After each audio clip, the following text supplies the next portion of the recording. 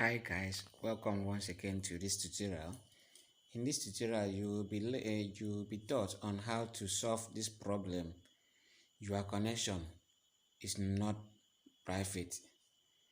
Maybe you try to access your website or any other website and you see this message, this error message, your connection is not private, and you stuck and you cannot solve it. And this always happening in your Windows 7.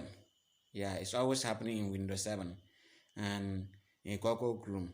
And sometimes you may even have um, your idea of saying, okay, let me upgrade my window.